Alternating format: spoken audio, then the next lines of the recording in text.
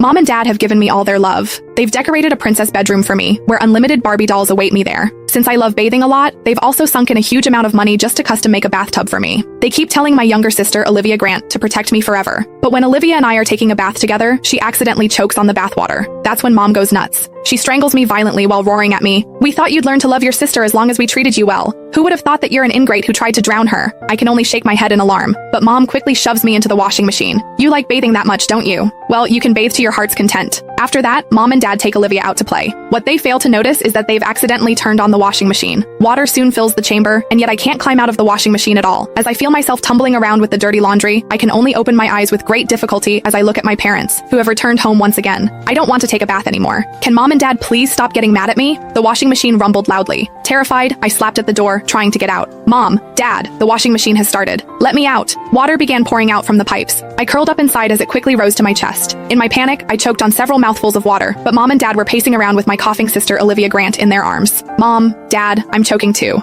I tried my hardest to make a sound. If only one of them would look back, just one glance, and they would be able to save me. I used every bit of strength I had to push at the washing machine door, but it didn't budge at all. I remembered Mom and Dad talking about it. To keep me from climbing inside to play as I grew older, they had specifically bought a model with a child lock. Once that door clicked shut, it couldn't be opened again. The drum gradually began to turn. The icy touch of the metal walls pressed hard against my skin. Then, all at once, the whole world jolted before it started spinning. I was seized by an irresistible force that tossed me up, slammed me down, then tossed me up again. Dull thuds echoed as my body collided with the wall over and over again. I tried to scream for help, but the moment I opened my mouth, scented, foamy water poured into my nose and mouth. "Mom, Dad," I started to feel dizzy. I was suffocating, but I forced my eyes open, desperate for one last look at them, but all I saw was them fussing over Olivia in their arms. I'm very disappointed in Sabrina. To think she'd dare lay a hand on her sister while we're still in the house. Can you imagine what she does when we're not looking? She needs to be taught a lesson. What should we do, honey? Olivia has been coughing for so long, and she still hasn't stopped. Even her face is turning red. We have to take her to the hospital. Now. The first spin cycle finally paused, and the water that had been suffocating me slowly drained away. However, soon, more water began creeping in. Terrified, I threw everything I had into pounding against the door. "Mom, Dad, please save me. I can't take it anymore." Mom, who was in the middle of putting on her coat, froze. She turned and began walking toward me. "Mom, help me." Hope sparked in my chest again. I knew Mom only meant to punish me a little. I would never accidentally hurt Olivia again. Mom reached toward the washing machine, but she didn't grab the handle. Instead, she stood just a few steps away and pointed at me. Her face was twisted with disappointment. "You still don't get what you did wrong, do you? Now you're even throwing a tantrum by pounding on the door. Sabrina, your sister's only 2 years old. She just learned how to talk, and she spends all day babbling and calling you her big sister. How could you be so cruel to her? Stay in there and think about what you've done. Your dad and I have been too nice to you, and that's why you've turned out so spoiled." I shook my head, sobbing, as I felt the water rising steadily behind my back. My head was still spinning from the first cycle, but I forced myself to pound at the door, desperate to answer Mom, but it only made her angrier.